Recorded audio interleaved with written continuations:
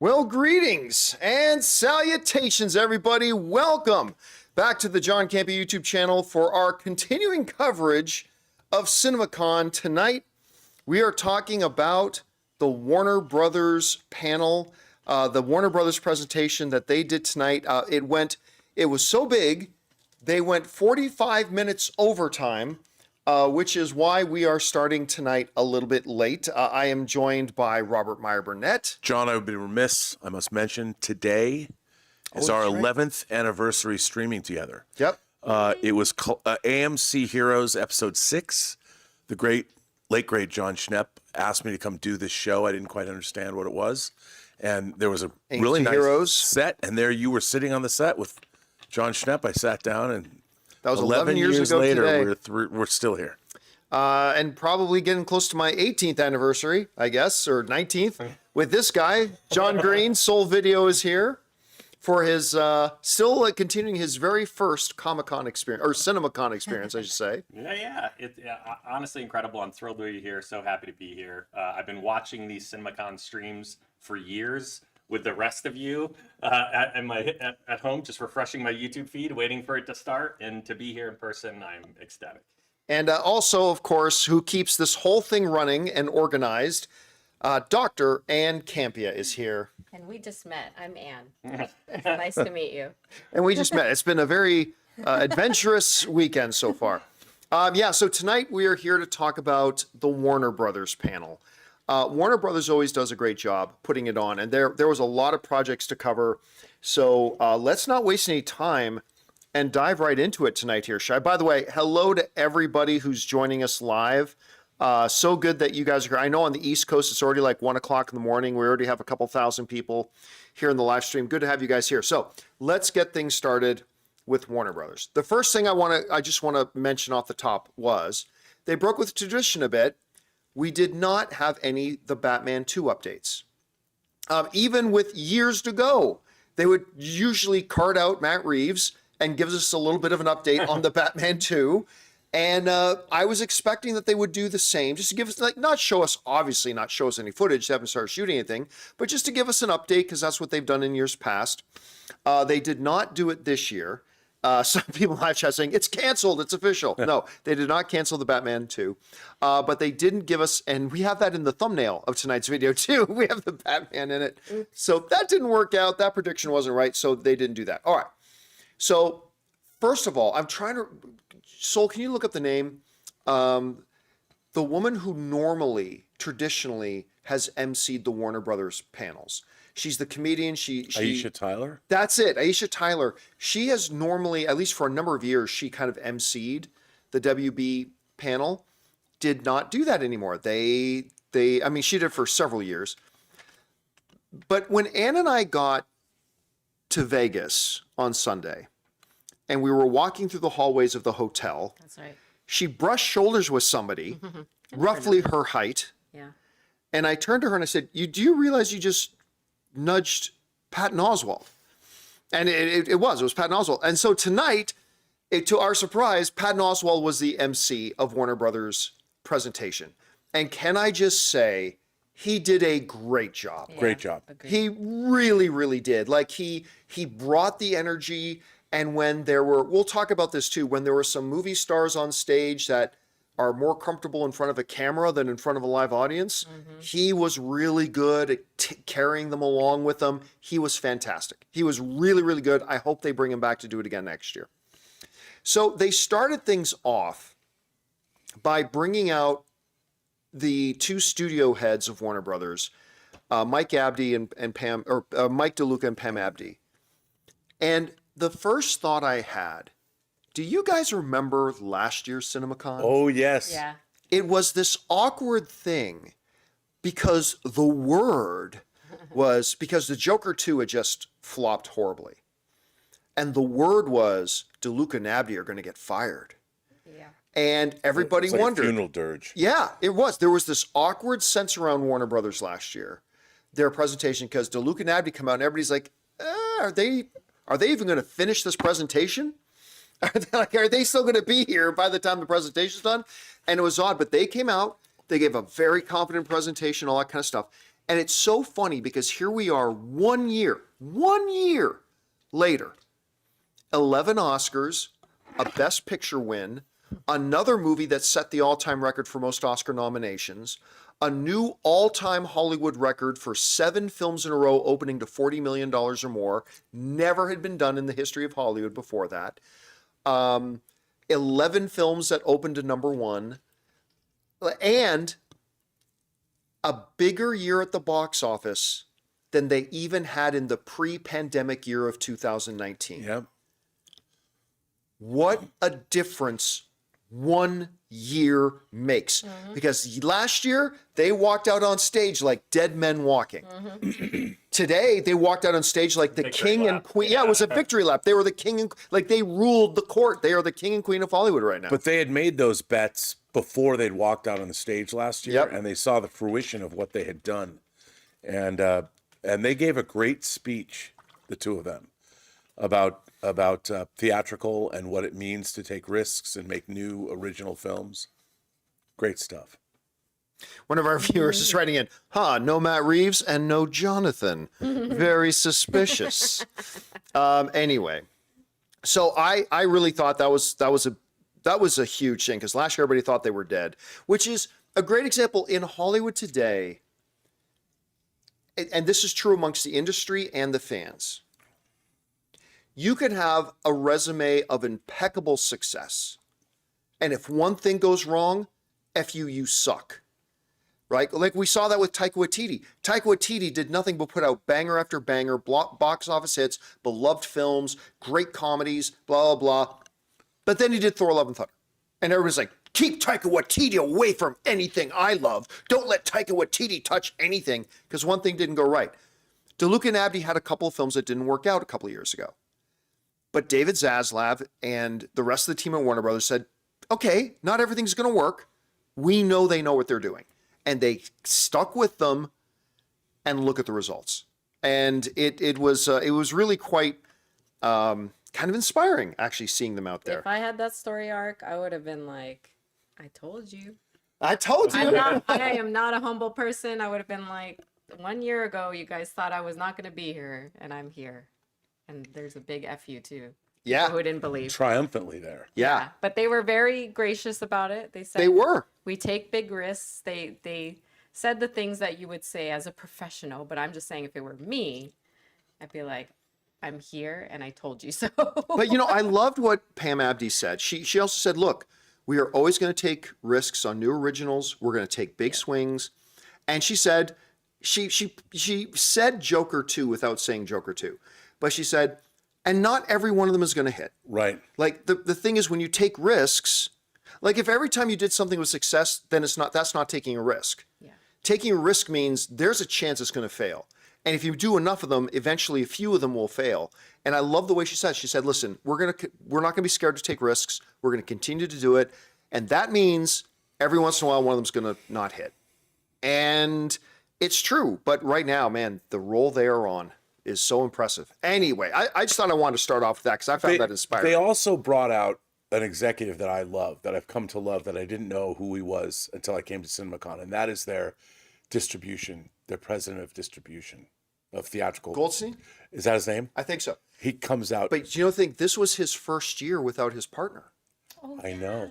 Because his partner, like for all these years we've been coming, the president of distribution has been two guys. Domestic distribution, international distribution. Yeah. And they've been a team for years. And every year they would come out in wild outfits and costumes. Well, we saw the other guy in the video the other day, because the other guy is now over at Disney, running their distribution over there. So, Totally forgot. so this year it was his first year going out on stage by himself. And he dressed like Oscar. He dressed like an Oscar. I love that guy. He's just enthusiastic. He's fun. He loves his job. Yeah. Yeah, he's really good. He's Tom Rothman should just send his guy out instead of himself. And by the way, as we now get into the real stuff of this Warner Brothers presentation, yesterday we started with Sony's presentation. And I had mentioned, while there are absolutely some great highlights from Sony's presentation yesterday, not the least of which being Cross the Spider-Verse and a few other things that were really, really good. I said overall was kind of a lackluster effort this year from Sony. So Warner Brothers came out, pulled down its pants, squatted, and shit all over Sony's presentation. Like I there's no other way to put it. Like, this presentation Warner Brothers put on beat the living shit out of Sony's presentation. This was fantastic. And that doesn't mean I loved everything they showed. Oh, we're going to talk about some things they showed that I think are going to be wastes of time. But the overall, I mean, they didn't just say, walk out on stage, here's what we're doing, film number 1, film number 2. They made a whole production out of it. And like everything from the candles for practical magic coming out to all the Fremen warriors coming into the theater for the Dune presentation. I mean, they just from start to finish made this awesome presentation, and they did not skimp on bringing out the stars at all. So let's get things rolling here. Anne, what did they start off with? Well, they did this montage, which I thought was really interesting. They go into what they have slated for 2027. And I just have to call out what they provided to us at the end of the panel, which was this awesome t-shirt. I don't know if you guys can see it. The big picture. The big picture. But if you look at the other side, Oh, I didn't see that. Reminder of how badass Warner Brothers. Okay, is. so this is the films they have listed. Wuthering Heights, The Bride, They Will Kill You, Lee Cronin's The Mummy. By the way, the reviews on that are surprisingly good. Yeah. I can't read it. Yeah. Honey, you got to move it that way? Okay, it. there we go. Mortal Kombat 2, Supergirl, Evil Dead Burn, The End of Oak Street, Practical Magic 2, Digger, Clayface, The Cat in the Hat. I can't wait to talk about Clayface. The Cat in the Hat, I can't read when it's, hold on a second. It's the Great, The Great Beyond, Dune Part 3, Animal Friends, Remain, Panic Carefully, I think it says. Remain is the M. Night Shyamalan Yeah. ghost Yeah. film. A new Keanu Reeves film. What was that one called? I don't know, have it written down. but he was in the Bahamas. Anyway, yeah, a huge Shiver. Shiver. A new Keanu Reeves film, Shiver. Keanu Reeves sent in a video message Godzilla from vs. set. Kong. Yeah. Godzilla Evil Dead X Kong. Wrath. They basically did this whole montage of like, yeah, we're going to talk about 2026, but let me show you What we got what coming we've got for 2027. 2027. And it's, it sounds like every year they really want to lean into volume because they went from like 7 to 14 to 18 movies. Well, this yeah, year to 7. whatever. No, what was it? 7 to 11 to 14, I think they said. Anyway, yeah. It's just that the message is clear. Like they want to put movies in theaters. So By the way, you know what I loved about that presentation? Sorry. Do you know what they didn't mention at all? Paramount. nope. Okay, you know what? And you know what? I was going to say that to the end, but we might as well bring that up now. That was the elephant in the room. Were they going to mention Paramount? Then the whole situation with Paramount. Not a peep. If you didn't know about the potential upcoming Paramount merger, you would have gone into this Warner Brothers presentation and not back. They were still talking about 2026, 2027, 2028 films. Not a single phrase, not a single wink of the eye, nothing. Like everybody out there just pretended like this Paramount thing isn't happening. Well, I don't think that means anything. No, but I love the fact that they just leaned into, yeah, we won 11 Academy Awards this year. We won Yeah. Best Picture. We had all these successes. Like they said everything that was true that Paramount couldn't say. Yeah. Loved it. Anyway, so let's keep going on here with the actual presentation. So they start with, it was kind of underwhelming. They started with Tom Cruise. I'm just joking. They started with Tom Cruise for Digger. And, And they also- Alejandro Alejandro Inarritu. Inarritu coming out. Yeah, they only start off the thing with Patton Oswalt saying, Here's Tom Cruise. ladies and gentlemen, Tom Cruise and Alejandro Inarritu, like one of the greatest movie directors in the world, one of the greatest movie stars in the world. And so Tom Cruise comes walking out. And they had a great conversation. Listen, I am not the world's biggest Tom Cruise fan. Like I like Tom Cruise's movies and I respect him as a performer, all that kind of stuff, but I'm not a huge Tom Cruise fanboy. But one of the things I've always been, he's maybe better than any other movie star. He can just stand in front of a crowd and connect with the crowd. Absolutely. I've never seen another movie star who can do it like he does. He comes out and he just instantly connects with the crowd, and he feels like he's just a family member in your living room, and he's fantastic Really at good. that. So they came out to talk about Digger. I have known flip all about Digger. I think no one knew Nobody anything. does. I've been so desperate for a single like drop of information about this bizarre digging movie starring Tom Cruise. Yeah, it was like all we saw was that weird little teaser of the guy in underwear and boots with the shovel. It's like, okay. I haven't heard anything about this movie. I don't know a single plot thing, nothing. So they come out, and then Patton also, Inarritu and Cruise have this great time talking about the movie, and they've actually been working on this film for 7 years. Inarritu pitched the film to Cruise while Cruise was finishing filming Top Gun Maverick. That's how long they've been doing this. And then they're just like, all right, now we want to show you, first time ever, nobody in the world has seen it. We're going to show you, felt like, what, about 5 minutes of it? Yeah, it felt long. They had 5, 6, 7 minutes of it. And oh my God. Oh my God. It looks so good. Yeah. I'm watching. You know what it gave me a sense of? How we learned to stop worrying and love the bomb. Dr. Strangelove. It totally felt like Dr. I Strangelove. totally agree with you. That's it. And there was things that alluded to the ad campaign and all of that. Oh my God. It was so bonkers and so crazy. Tom Cruise plays like this 75-year-old man. And the makeup is great. And the makeup is amazing. He looks dad. like a cat dad. Okay, we'll talk about the cat in a minute, because that cat was hilarious. But he plays this 75, 80-year-old oil baron. That it starts off where he gets like a call from one of his oil drillers up in the Arctic saying, "Sir, we have to shut things down." And Tom Cruise is like, "No, we're not shutting anything Dropping down." the F words. Yeah, he's swearing his head off. "You're not dropping anything, blah, blah, blah." Like, call the president. Yeah, I'm going to call the president. You want me to call the president? We had to, like, 1,000 guys lose their jobs. We couldn't work. Just go ahead and drill. Now, they don't go into details, but then basically that decision to not let his oil riggers shut things down causes an ecological disaster. And like all the ice caps are breaking away now as a result. And John Goodman plays the president, says, "Digger, you got us into this, you dig us out." And now Tom Cruise has to try to fix this world global problem that he's created as this like one of the richest men in the world. And it's just nuts. And Anne mentioned he's a cat dad. He's got the most decrepit dying cat. And like this cat is like practically dead, and he's like trying to feed the cat. Kill me. Kill me. The cat has this kill me look on his face. And it's like, he brings the vet and he says, "How long's he got, Doc?" And the vet says, "Anywhere between 2 weeks and 5 minutes." It's one of the best lines. He's got anywhere between 2 weeks and It 5 was minutes. hilarious. So good. Oh my God. I was not prepared. I didn't know what I had no idea what this thing was going to be about. This could be I think this is going to be a Best Picture contender. I do Yeah. too. And it's a comedy. And it's, I mean, you see Tom Cruise, he's in Les Grossman mode. That's what I was Yeah. gonna say. It's like the creepy, like ultra capitalist uncle. Yeah, of, like, he's not, the character's nothing like Les Grossman, but he's in full prosthetic makeup. I mean, he does not look good. Yeah. You know, No, he doesn't look good at all. And I mean, he does look good, but all the character, I mean, it's a crazy, wild swing from everybody involved.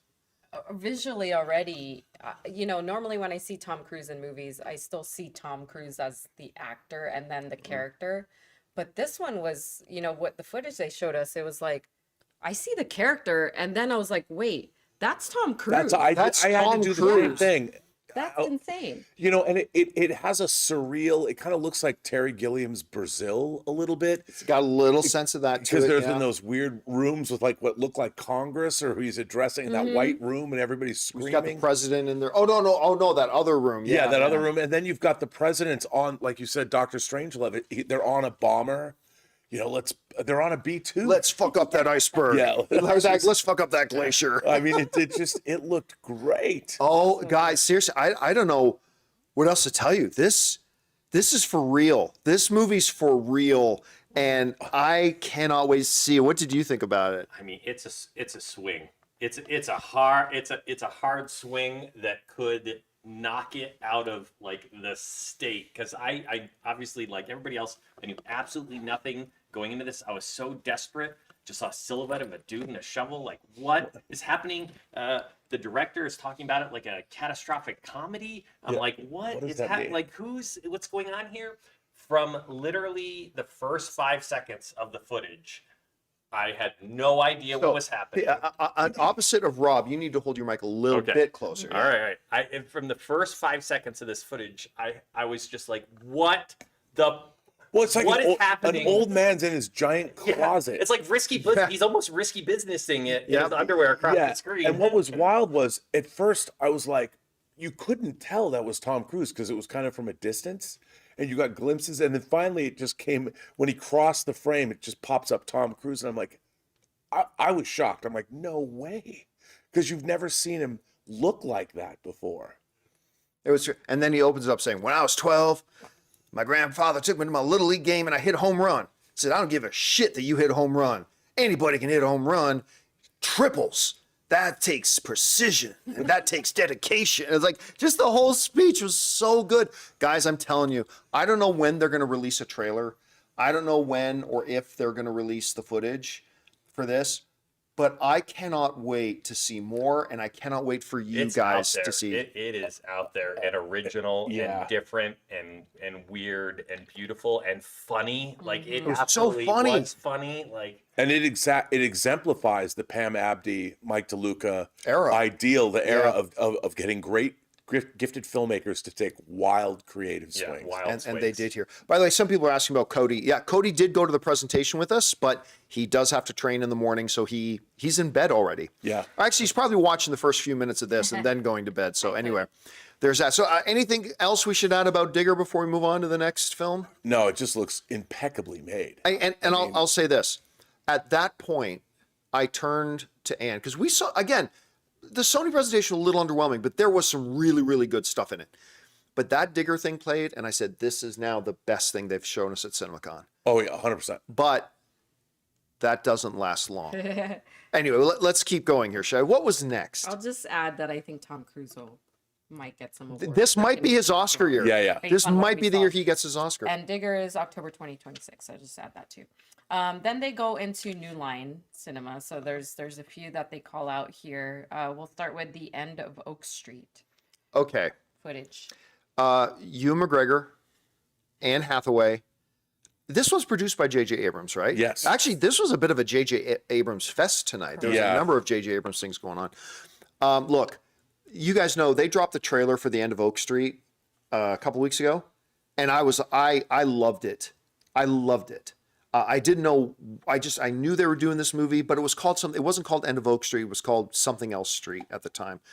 But they changed the name to End of Oak Street, where there's this neighborhood. It feels very Spielbergian, actually, where this neighborhood, they don't tell us why or how, teleports to ancient prehistoric dinosaur times. And now, like, this neighborhood, this little suburban neighborhood is now fighting for its life.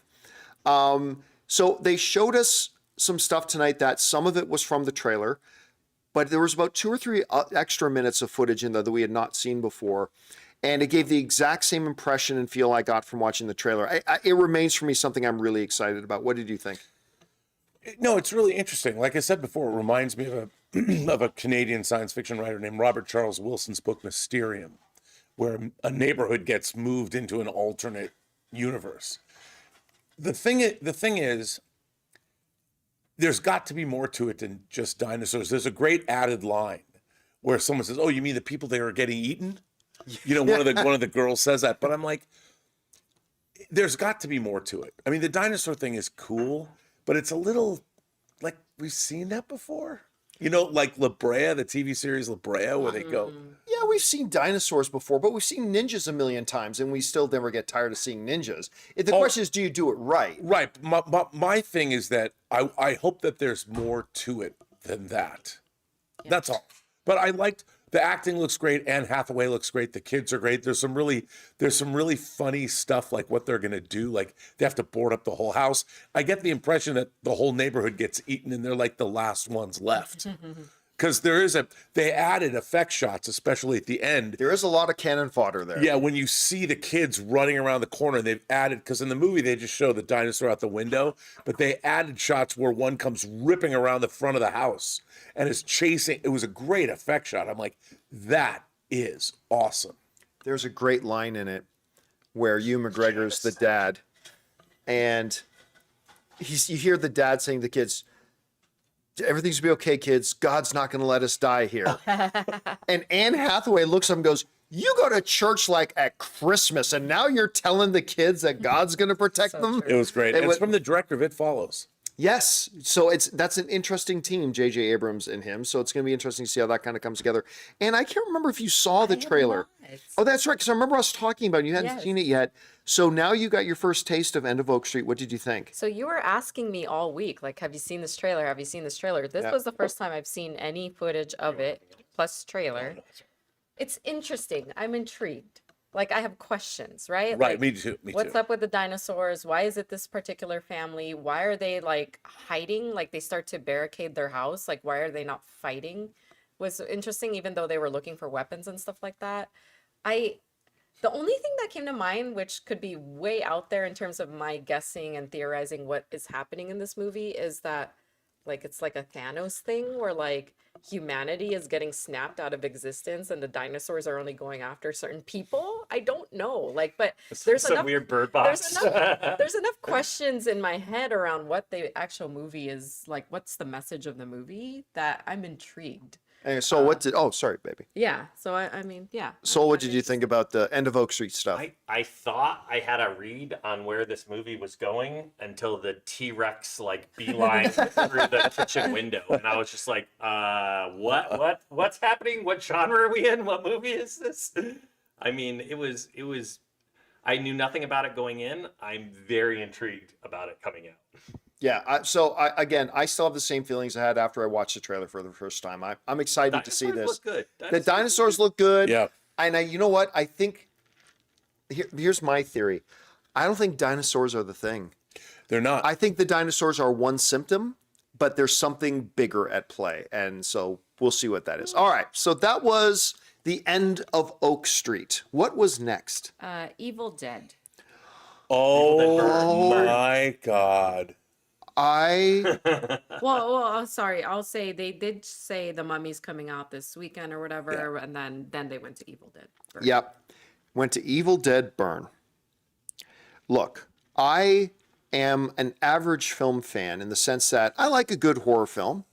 Last year, for instance, Final Destination was just absolutely crazy, bonkers great. There's So the fun. weapons and all that kind of stuff. But I'm not hardcore, so like the last Evil Dead movie was pretty good. Like I liked it; it was pretty good. Evil Dead Rise. This, if Evil Dead Rise was a 7, this Evil Dead Burn looks like a 15. Like Out of 10? I mean, on the dial, like I was tempted to say it goes to 11, but no, it goes to 15. Every second of that preview, every second of that presentation was a what the absolute fuck moment. Like every moment was what the hell is happening? I've never said this about an Evil Dead movie. Like, I mean, past, Army of Darkness, but I've never said, oh my God, I can't wait to see this Evil Dead movie. I cannot wait to see guys. Like, I've never seen a dishwashing machine used in a horror scene And so good. And it was set up so well and paid off so Oh. well. That whole thing was, I love the Evil Dead movies. I saw the first one in 81. I worked on Army of Darkness. I was a makeup effects PA on that movie. And this trailer, because the thing about the Evil Dead movies is like the first one was really nasty and the second one was comedic. And Yeah. the third one was even more comedic. This was the perfect blend. This movie was so mean. It was so mean-spirited, because that's the great thing about the Evil Dead, is that they are mean. They're not nice.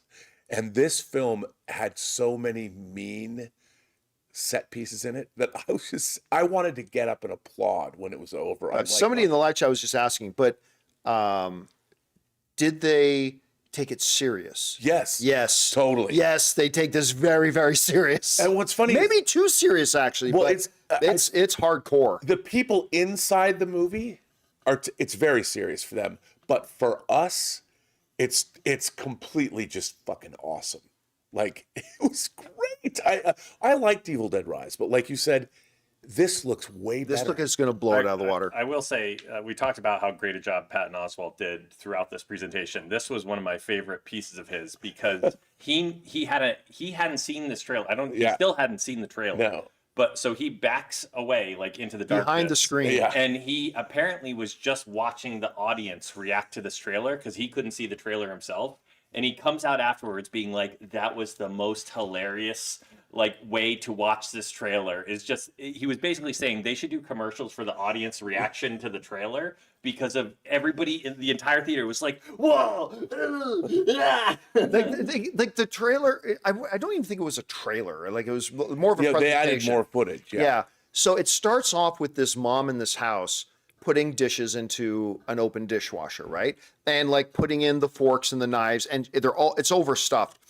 But then that's right at the beginning. Much later in the presentation, like one of these deadites comes through the door and like grabs a kid and like throws him back onto the open dishwasher. So he's like stabbed like through 50 things. And then if just when you thought that was bad enough, she then jumps on top of him to drive him even further. And the effect was so visceral. So good. I felt Campea like cringing like the second he hit the knives. He was like, ew. But the terrifying stuff, I mean, the way that they were violating the human body, like fingers are falling off. Somebody was impaled by, in a car wreck. Car headrest. I mean, it was just it was great.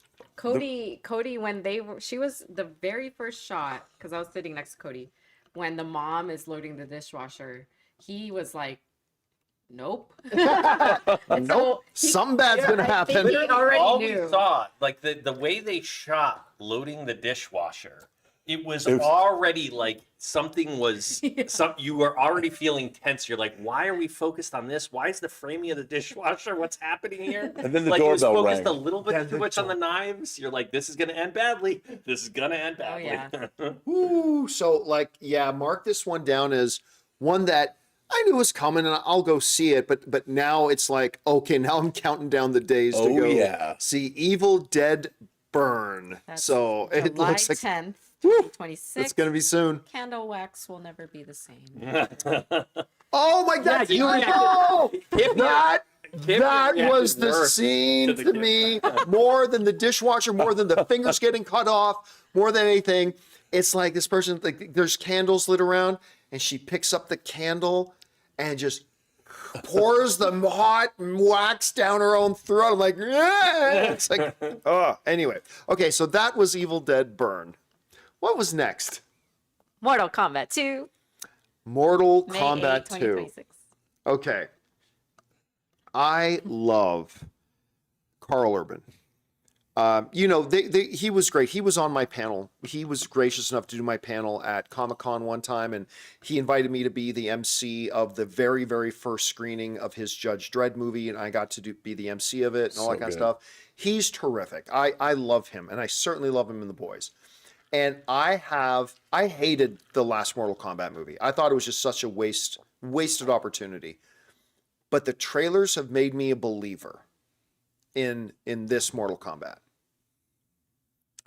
The presentation tonight actually took away some of my enthusiasm. I agree. Yeah? Okay, I thought I might be the only one. No, I agree. They showed us about a 5-6 minute scene, and it does not play well.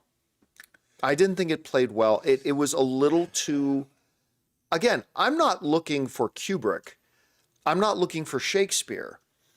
But you've got to, when you're doing a Mortal Kombat movie, you got to know there's a science and an art to knowing where to put the line between hardcore and campy, right? You can't do Mortal Kombat without having some camp. Of course you do.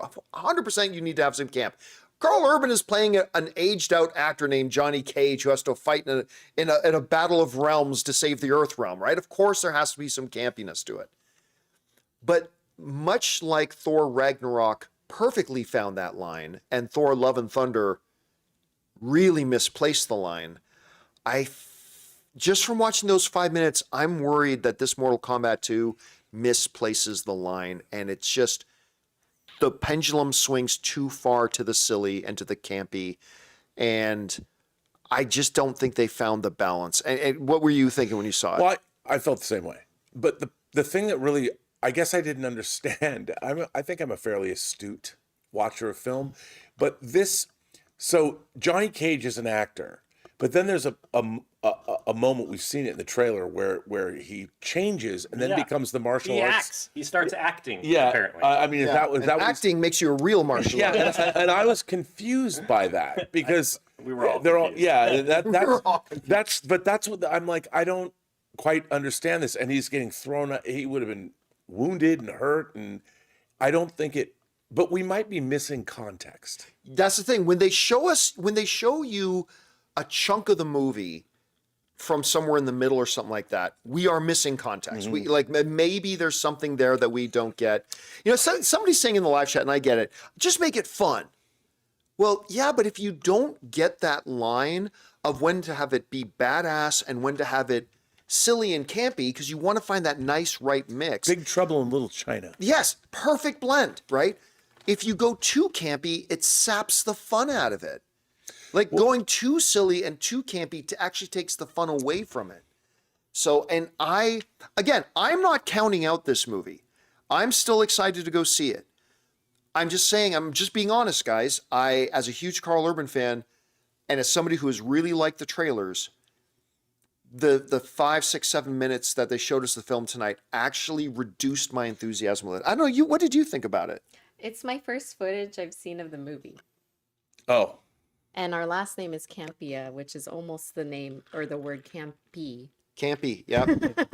I'm actually interested.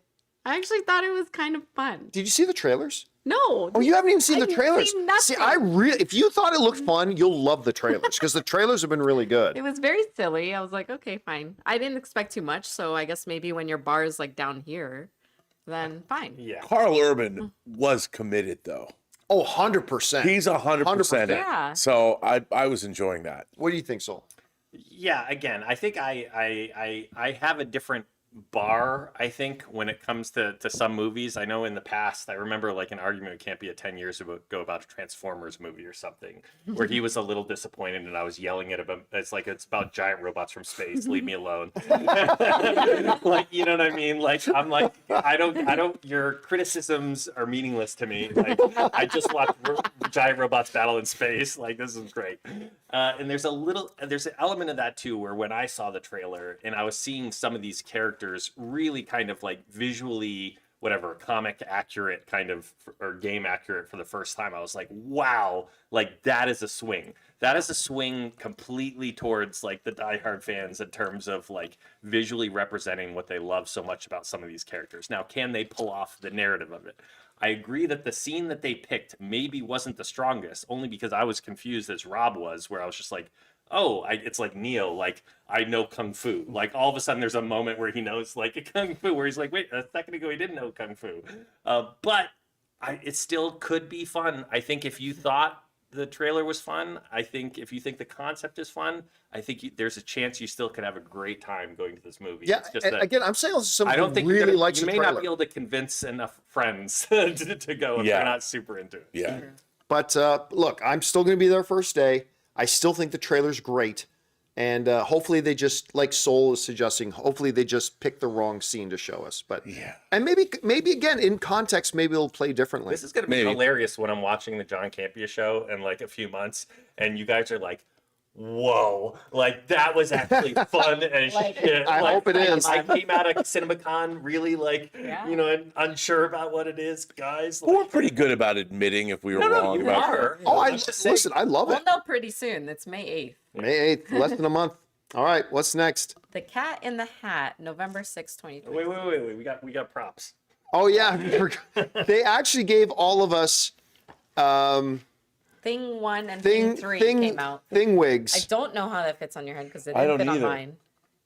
Wow, You have a stole. You child's just gotta head. believe. You just gotta believe. I'm on the last rung. You can't possibly say I have a child's head when I'm on the last rung of that. Okay, so look, I can't remember which conference we were at where they showed us the first Cat in the Hat It was trailer. last year. Was it last year's Yeah. CinemaCon? Yeah. Okay, so it was a Last year year. ago. Yeah. And you know what? I didn't think it looked great, I thought it was cute. but it was cute and it had potential. So this year they stepped it up. They gave us more of a feeling of the movie as a whole, and I'm really excited to not watch this. I don't think this looks good at all. I don't either. It looks really boring. It doesn't look like it has any heart. So they showed us a bunch of extended stuff, and none of it hit for me. Like last year when they showed us some footage, some of it was hitting for me. And I'm like, okay, overall, I still don't think this looks great, but it's kind of cute and it's got some potential. I wasn't feeling it. I totally agree. Yeah. Also, the animation looked a little lackluster. Yeah. Yeah. You know, there's a lot of like, it seemed there's no backgrounds in certain scenes. Yeah. It's very empty. And I guess I just don't, this is not the Cat in the Hat I remember as a kid, which I love those books. Right. And it's fine if you want to do something different. Just make sure you make it do something good if you're going to do something different. Yeah, I mean, it doesn't seem cohesive. Like, what is the story of this movie? And I don't quite know. Yeah. And again, there is nothing worse you can do if you're a comedy and your jokes aren't funny. Like ultimately, I think that's what killed She-Hulk for me. Is like it was a comedy that thought it was a comedy and was horribly unfunny. Yeah.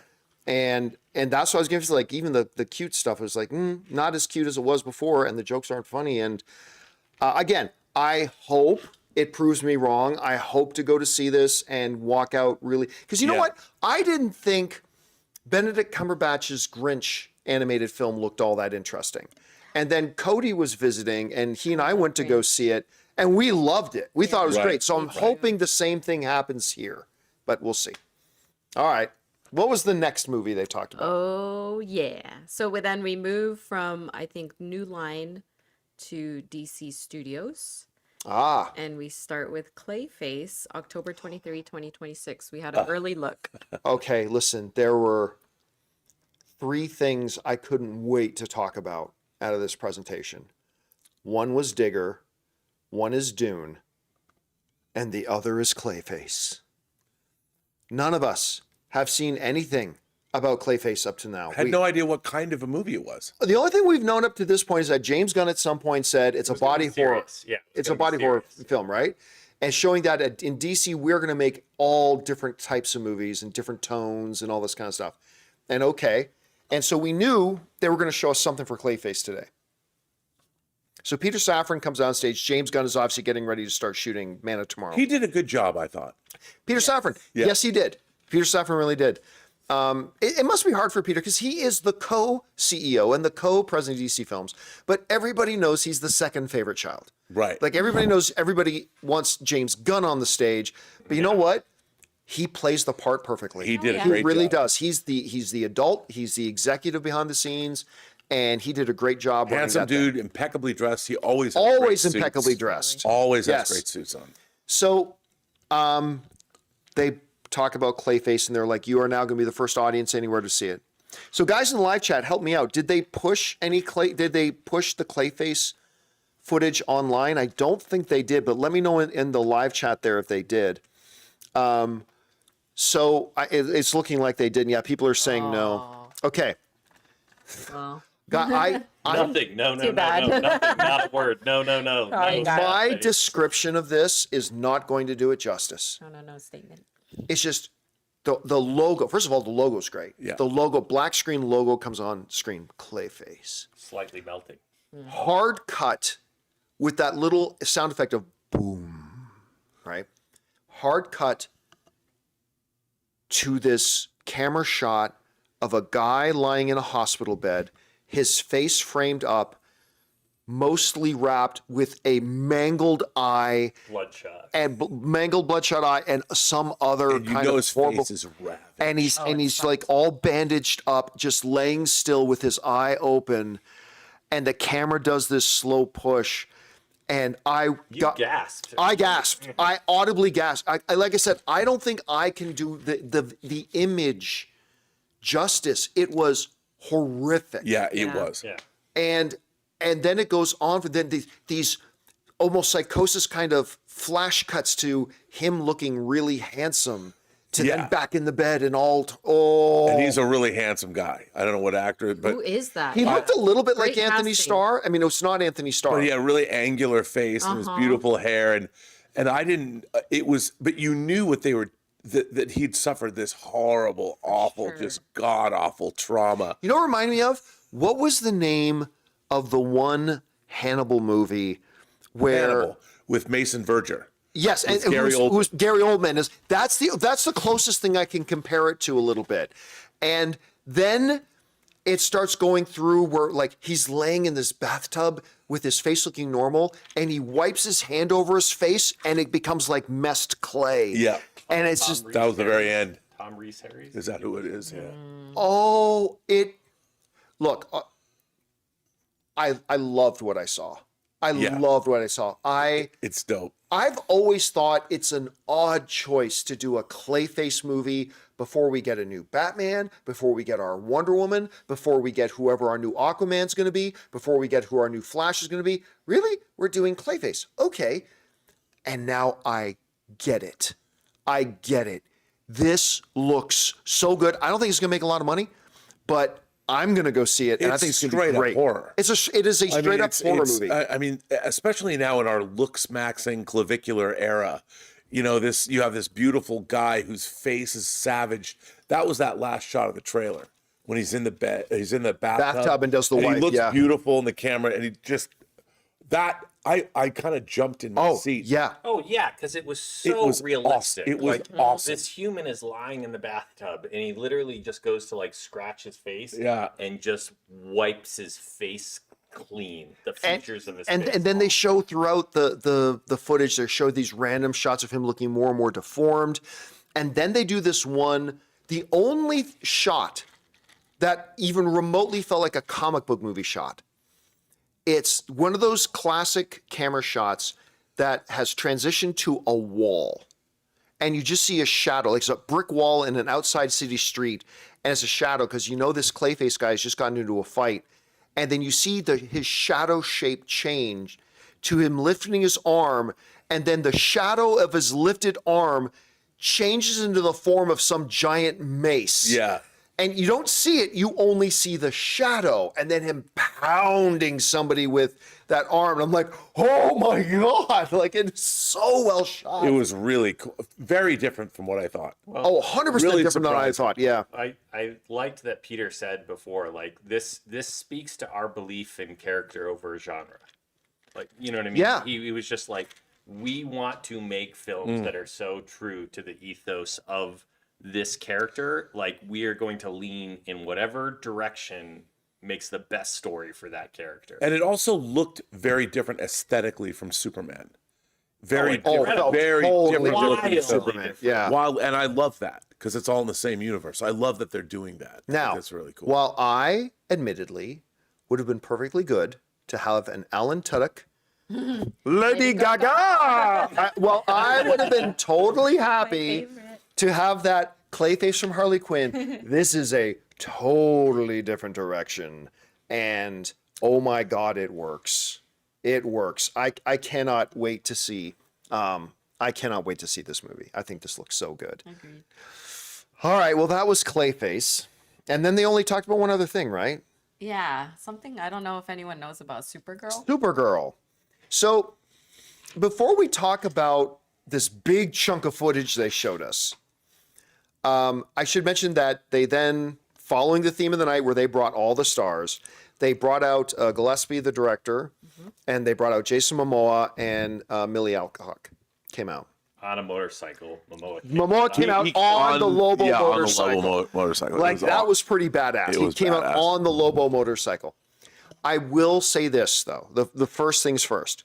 I think Millie Alcock is a wonderful actress. I loved her in House of the Dragon. I think she's going to be a great Supergirl.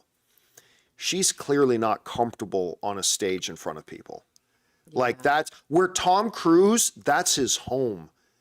Yeah. Like Affable, charismatic. yeah, like he's right at home on a stage in front of people. You could tell that's not where she lives. Right. And she's young-ish. She's youngish, but she was not comfortable.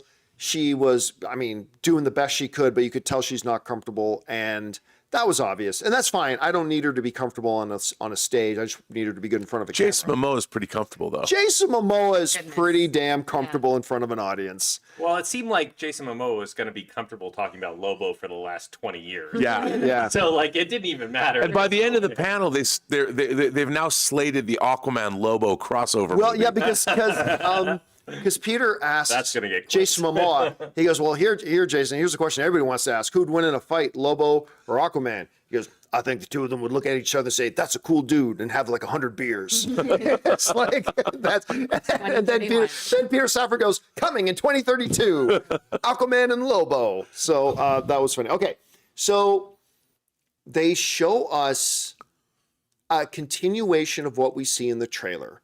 Where in the trailer we see Kara Zor-El, aka Supergirl, sitting at an intergalactic bus stop, and the bus lands, and now what they showed us is the full scene that happens. She's on this bus, intergalactic bus, traveling across the galaxy. The bus gets attacked by tech pirates, who board the bus, and through some dialogue on the ship, we find out they're there to kind of pillage all the stuff, rob everybody on there, and then leave them stranded in space. And the problem is they're not really they're not in a direct line of sight to a yellow sun. So a fight ensues in which Kara's kind of getting her ass kicked a bit. She gets blown out an airlock. But little did the space pirates know that by blowing her out the airlock, she was going to put them beyond the crest of the planet and be in a direct line of sight to a yellow sun, to which she then comes back and starts kicking serious ass. I have been very excited for this Supergirl movie. I was underwhelmed by the scene. I will say this, though. The scene got better. Like the first half of it where it's just on the bus and she gets into a fight and she's kind of getting her ass kicked and stuff like that. I found all that dreadfully dull, uninteresting, and it felt like it felt CW to me. And not in the good CW way, but like the lame CW way. And now later, once she gets blown out the airlock and she becomes the Kryptonian, Pretty badass. then it gets pretty badass. And then like that she's having this, like her now battling this pirate ship and stuff like that. It got pretty good, but I had already lost a little bit of my enthusiasm by that point. So again, and I'm saying this as somebody who has been a big flag waving cheerleader for this movie. So I just hope the movie more reflects the second half of that clip more than the first. I will say this though, after they showed us that full scene, they went into another like 2 or 3 minute long montage of the movie that looked great. Yeah. The montage they then showed after that scene was great. So I hope the movie's going to end up being more like that. So I'll say I'm coming out of this presentation without my needle being moved, because there was a lot of stuff that just felt out of place, and then a bunch of stuff that was great. So I'm going to say it didn't make me more excited for it. I don't know. What did you think? I kind of felt like you did. My problem with the whole scene was it was relying on tropes that were very familiar. Like, okay, here's a bus full of aliens. And so we've got these wacky alien customs and things that we've seen. It wasn't, it was redolent of stuff we've already seen, not just in Guardians, but in a lot of other Mos Eisley even. And Yeah. and I felt the idea of an intergalactic bus service I loved. But what I didn't think was very good was the aliens on that bus weren't very clever. It felt like they'd come generically from a bunch of other different movies. And there was nothing like, I didn't feel that I was seeing something that was unique to this film. For sure. You know, and I'm like, if she has to call up an alien bus service, I wanted to get more of a sense. The aliens, it's such a weird thing to say, but they were generic aliens with just generic alien I don't faces. agree. I thought the aliens all looked pretty interesting. I thought they were boring and they didn't have any purpose. But I thought that's they my looked really problem. good. It's not that the looks. It wasn't so much the look. It's that I wanted to get a personality. But that's not their role in the scene. But I don't know. But but at first it is, because at first it's world building. There's a bus that picks up people on planets. She's waiting at a bus stop. It comes on, and then I wanted, and it was just, it then became comedic. I wanted, if this seems weird, you need to convince me that those aliens are real, that they're going someplace they need to go to. There's a reason why they're on this bus, and it felt contrived. Is that weird to say? I'll be honest with you. I think you're reading way more into it because I think the aliens on the bus were just literally background setting. I don't think they're meant to have a purpose. But the whole thing, no, but it's still world building because you're building the DC universe. The fact that the DC universe has a bus system that takes aliens to and fro, this is important because you can use it to think other. it is. But no, because the thing is, And I didn't like the scene. look, hang on. Bus pass It's that a you need to no, get on but- the bus. Yes. How much did the bus cost? I'm with Rob. But no, but what you're now telling us that there is a bus system in the DC universe, which means in other movies they can use this. There are buses. And I want to know who takes these buses and why. Because we now know that Supergirl uses it. So who else uses it? And what are they using it for? Are they taking it to work? What are these aliens doing? None of that serves the story. But the thing is, it's all world building because this is just a But you perfunctory can get action lost in scene. world building. You can get deviated from the point in your world building. I'll say what interests me about, because I agree with Campea in that the tone was interesting, but what I'm most fascinated about with Supergirl is the perspective of somebody more intimately familiar with the destruction of Krypton. Right. And this depression and like disassociation and like what this young woman is going through, like having been more present for that versus like Kal-El. And she is so like fucked up, because how could that not fuck you up as a person? And so it tonally, I'm really interested the disaffection that she has, and it is maybe a little bit boring or a little bit underwhelming. Like she's just whatever, she's just taking this bus and she's going to this place. But I am so fascinated about where they take this character in the movie from somebody that was so disaffected, and how does that merge or cross over with Superman and his hopefulness, because she's like he sees people the way, like whatever he hopes they are. I'm misquoting now. You know, I see them as He they sees are. he sees the best in people. I see the truth. Yeah, exactly. It's a great line. But okay. My favorite thing about the bus, the bus driver, The assistant bus driver. had an alien bus friend. He And was great. I was like, He was great. That's what I mean, because I'm thinking, if you think about planes, trains, and automobiles, I needed the John Candy of the bus, or the Norm from Cheers. The person, like, there's got to be somebody that takes the bus every day to go to work. Somebody like that, and just some weird, like, she just sits, and like, if she knew him, The key, and if she knew him, like, it just make it a weird. There's a give great me line. more. There's a great line in it where Kara has figured out that they're close to a yellow sun, and she wants to get the bus they're on, because remember, they're now under siege by the pirates, who have now boarded the bus and kind of in control. And she wants the bus driver to get them around the precipice of the planet so they can be in direct line. She goes, "Get me in front of the yellow sun." And the assistant bus driver, this little character, The Salacious Crumb of the bus. has this line. He says, "I would, but I don't have engines or balls."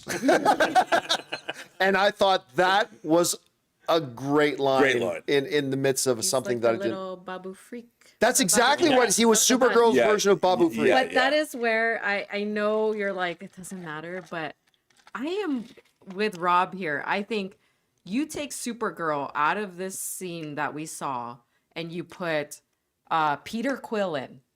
You put any of the Guardians characters in, and it feels like the same movie. And so to me, I also saw, I think what you were saying, which is they didn't make it distinct enough for Supergirl and her universe for me to Yes. feel like I was in a different place. By the way, if Peter Quill was on that bus and they never said a word, it would have been amazing.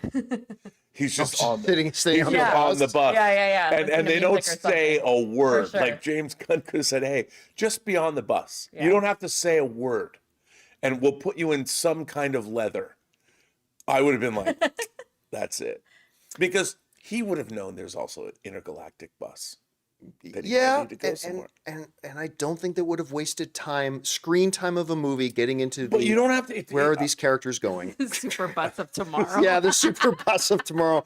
Anyway, like the bottom line for me though is I was a little bit underwhelmed. Same. I did love the montage, but I was hoping to be blown away a little bit more. And I was especially hopeful because they showed us Clayface first.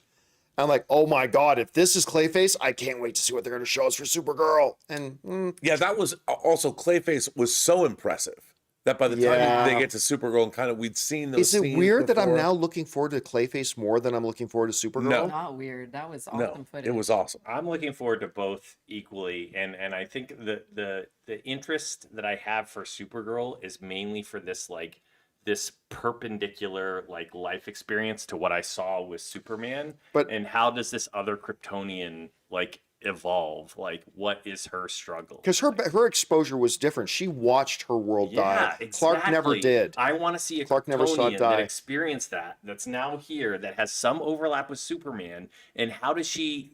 What is her character arc in this movie? Does she teeter and merge into that hopefulness of Kal-El? Yeah. Does she still kind of stay cynical? Like, how does she evolve in this process? And we know it's going to be like her and her dog, and Crypto, and like I don't know. Like, I think this might have been like a slightly underwhelming scene to pick. Yeah. But like where her character could go in this movie is so fascinating and interesting. Now we need to move on to we're spending a lot of time on this, but I will just end on this.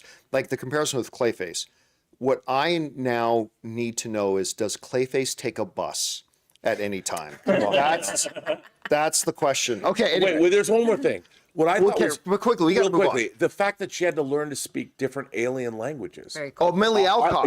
I thought that was really cool. So she had to learn how to speak old Kryptonian. She learned to speak Kryptonian. Like Craig six Gillespie languages. says, she learned 6 languages, and that she did entire scenes in That this really other interested me. language while emoting the emotions that she's carrying. He said there's this one scene in particular where she's got a scene with her father, and the whole scene is done in Kryptonian. And he says she speaks Kryptonian the whole scene. See, I would have liked and to it have seen that emotionally scene. I 100% agree.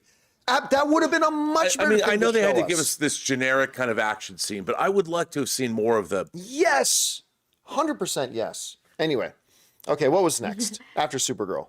And then we get out of the DC studios and we go to Sandra Bullock and Nicole Kidman, who talk about Practical Magic 2, which comes out September 11th.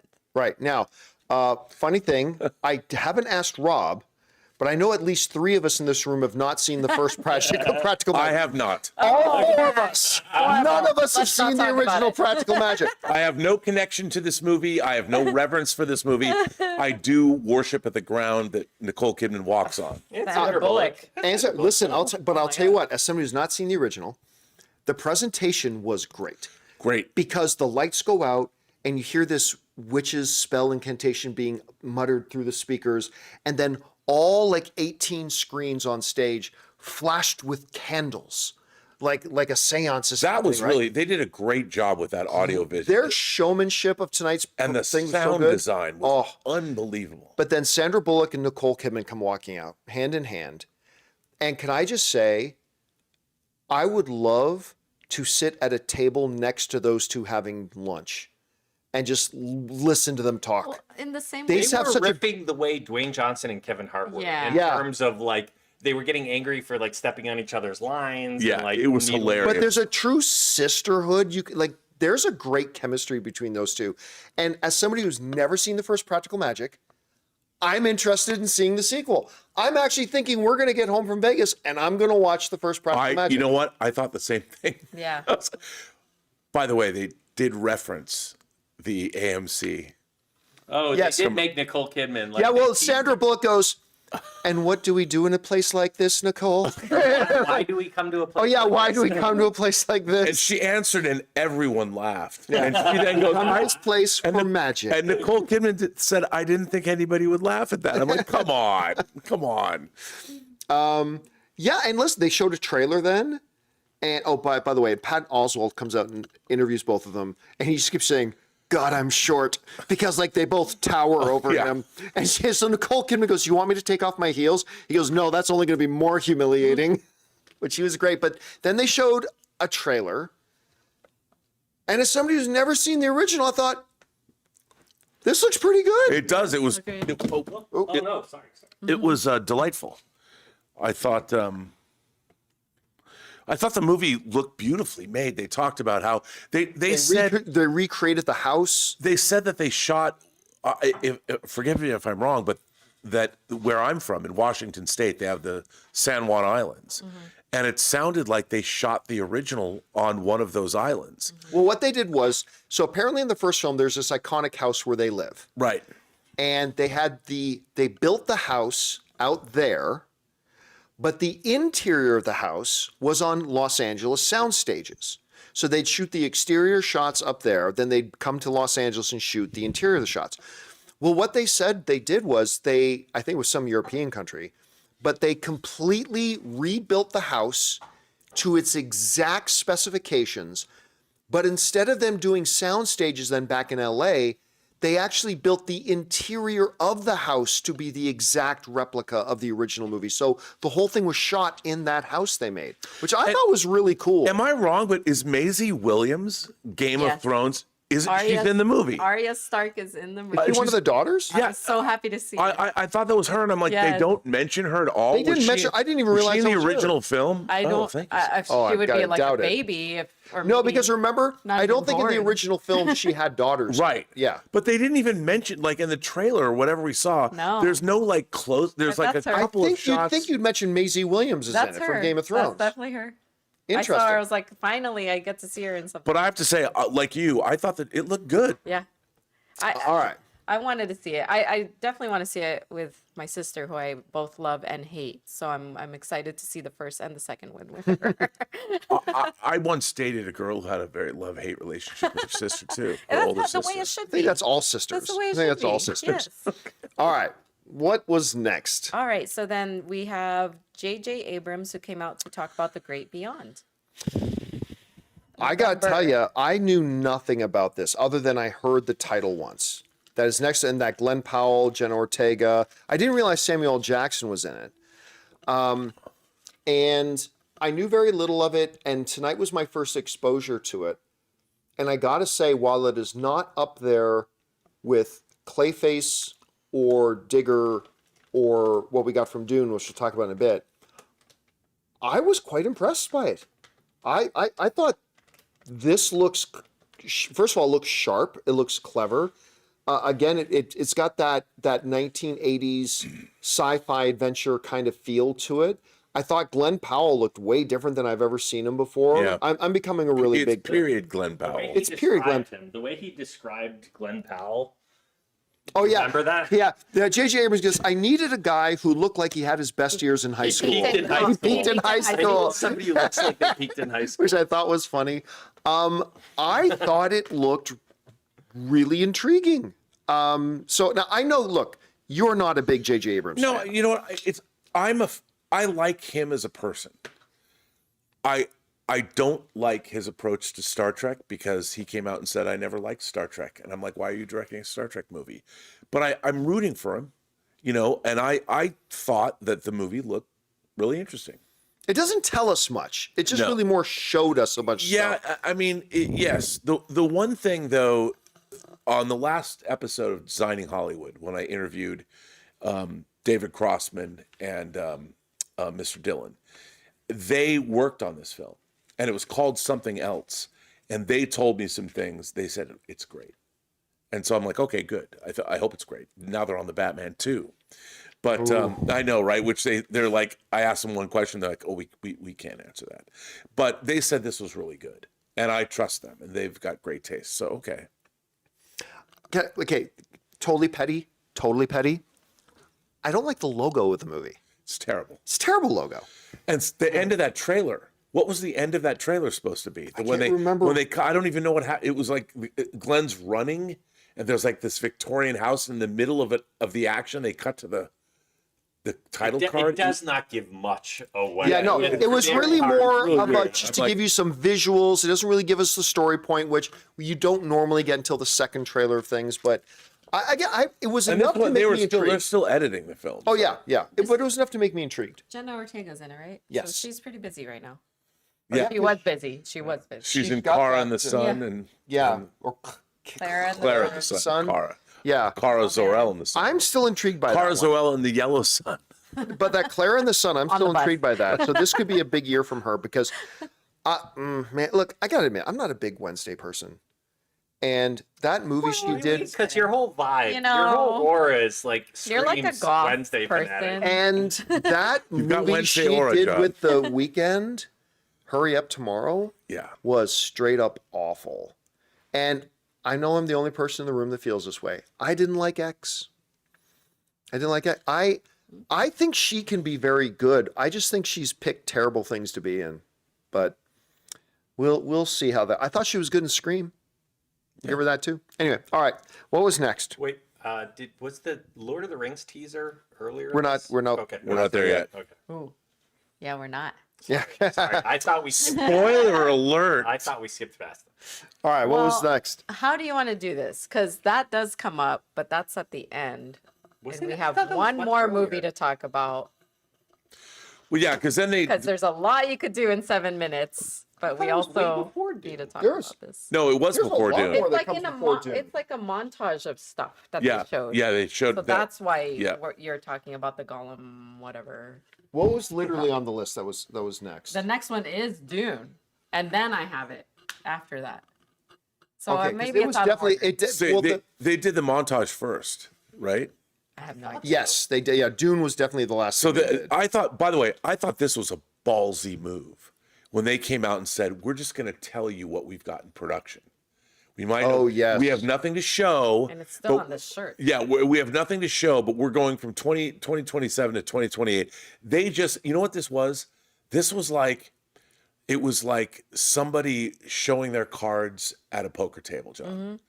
They just stepped up and said, but there's a part of that, given the meta picture that's going on with this whole thing, which Right. is just like left to our own devices. Right. This is the shit we want to Yes. do and pull off. that's what I was So going to putting say. it out there, being like trying to call the bluff, being like, "Stop us! Yeah, I yeah. dare you!" Yeah, I'm like, that's what I thought too. I'm like, they just unfurled, they just dropped trow and showed what they got in underneath. They're like, and "Given they were, the year we just had, like, let us do what we want yeah, to do." and I'm like, and they're being bought by petulant children who are getting Saudi money to buy their studio, while these guys are like, we're the adults in the room, and you're trying to take us over.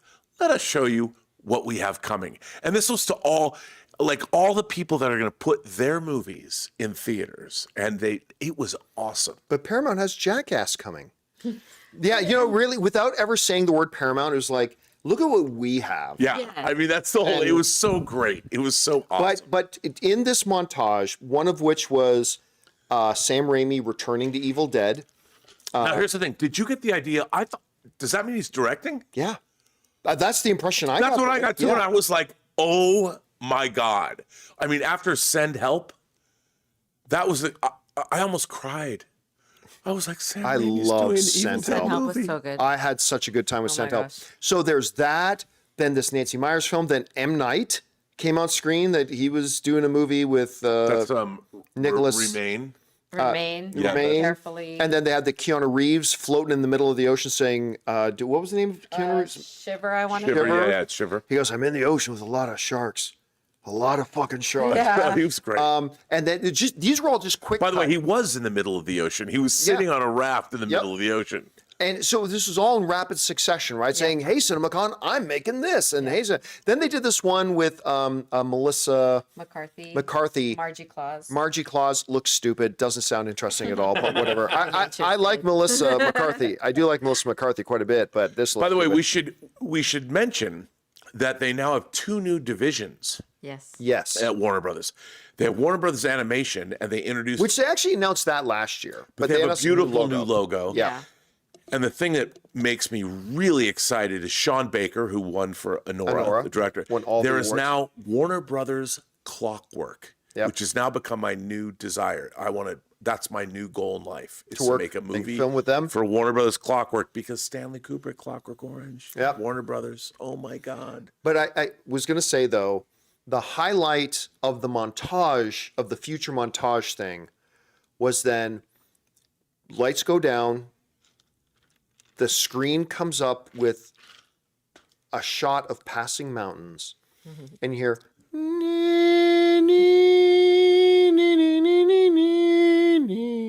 and then you go and then you hear Gollum's voice.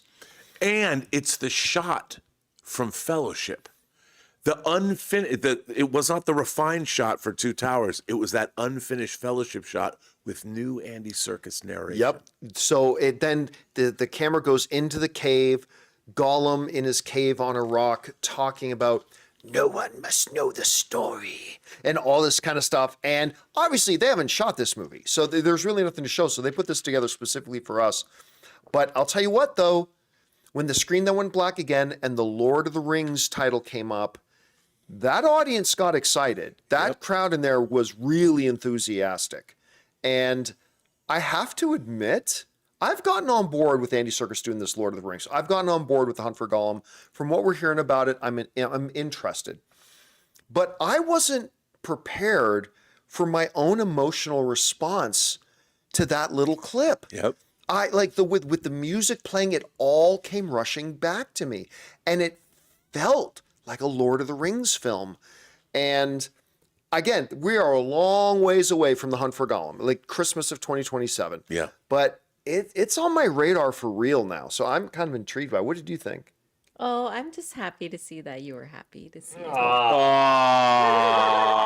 I was like, oh, he's so excited about it. I'm so excited. Yeah, that's all. I thought it looked great. What do you think, Sol? Yeah, same thing. Like there's that nostalgia that just like came creeping in where I was like, oh, this is getting real. This is starting to get real. It's starting to make me all tingly inside. I don't know. So yeah, I mean, there wasn't much there, but what was there, just it definitely stoked the fires. Which all then led us to Wait, Nope. 3 more shout outs in that montage before I forget, because I wrote it down. There's a Gladys prequel or something. Yeah. the Gladys. We've already The talked about Ocean that. Yeah. prequel, and then Joan of Arc were the ones that I. Oh, and the my Joan of Arc one is the one being done by. They said the director, this one director, and his next film is going to be. Seemed like people were Oh, it's the cheering guy about who it. directed the Elvis movie. Baz Luhrmann. Baz Luhrmann. Yeah, and it's set on their list, Baz Luhrmann movie. Yep, and they announced, even on the shirt it says Baz Luhrmann movie. It They does. announced it's a Joan of Arc movie, which okay, Yeah. that's interesting.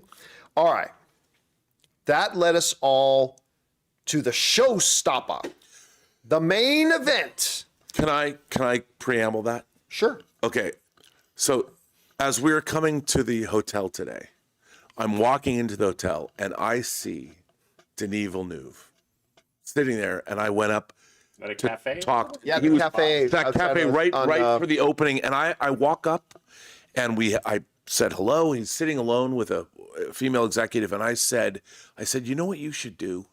You should have a sing along, and you should do the War Haka from Dune 3. And he thought he laughed. He laughed like more than I thought he should.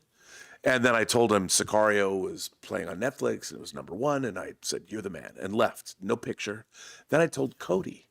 Yeah, and Cody goes running. to I where- told Cody, I said, I just met Denis Villeneuve. And Cody goes running, and Cody, he's not here to say it, but he went and saw Denis Villeneuve. And Denis Villeneuve asked, well, who are you? What's going on? Well, I'm an Olympian, gold medalist or whatever he is. Yeah. And Denis Villeneuve hugged him, Stood up and gave him a hug. hugged Cody. Cody has the luck, the biggest luck, because last year when we brought him to CinemaCon with us, he literally, Anna de Armas ran into him and stepped on his shoe and scuffed his new Nikes, and like, which of course to him was completely worth it. And so she like held his arm or whatever, all that kind of stuff. Then this year he gets Denis Villeneuve to give him a hug. He's also an incredibly handsome guy and very charismatic, and he looks fantastic because he's been working out and all that. And he You talking about Cody or Denis? Cody. Denise, No, and it was, jacked his shit. but it was so funny because when I told him, he looked at me when I told him, because we saw him yesterday. Yeah. And I kind of freaked out. Like I did a little weird squealing boy thing, but it was not good. So I didn't walk up to him. But this time I figured, I'm cool. It's cool. I can walk up. But Cody was like, I got to go talk to him. I got to do it. And then he couldn't find him at first and called me. He sent me a text or something. And he said, where is he? And I said, it's right next to the door of the casino. Come on, just go. And he did. So the lights go down.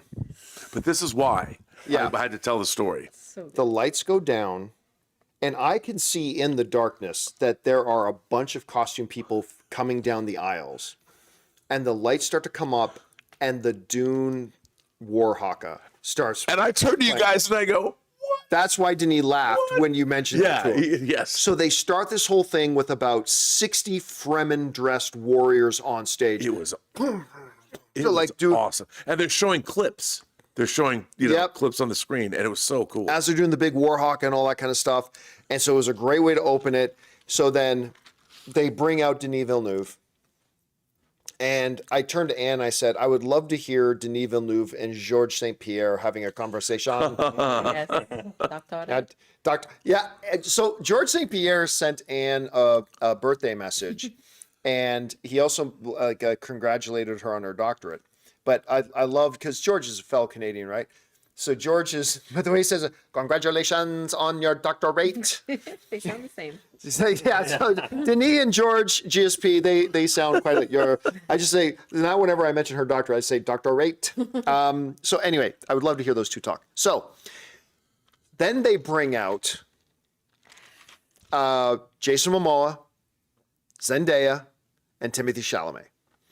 And they all come out. And, they really put in perspective, if you forget about this, is that he said, by the time this movie comes out, this has been 10 years Yeah. Incredible.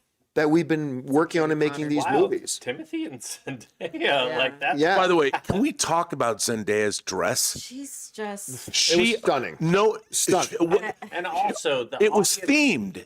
It was a Yes. themed Arrakis Arrakis Fremen band. dress that was, I mean, you got to give it up. She, the her way, stylist, Her styles are great.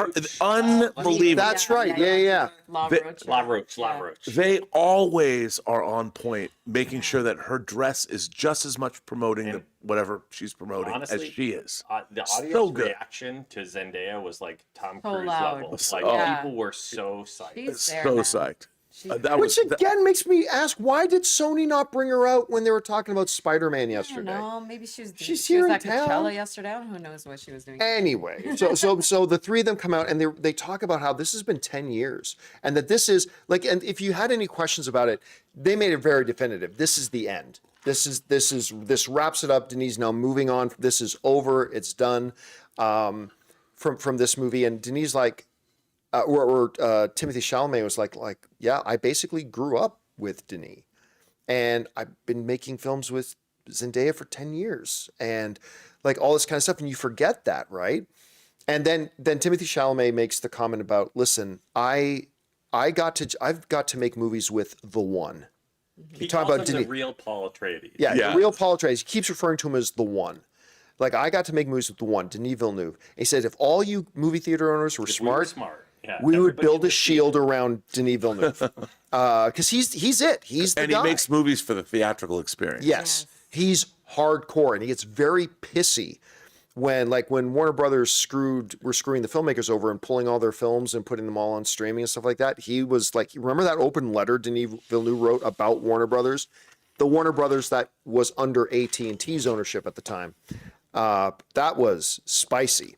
But at any rate, so then Patton Oswalt's interviewing them, and it's a really good interview. And then he's like, did you bring something to show us? he goes, well, this one I made for the fans. No. He said he made the first 2 Dunes for him. Yeah. And then this one I made This for the one fans. is for the fans. And he called this one a thriller. Yes, he said the first one, how do you describe the first one?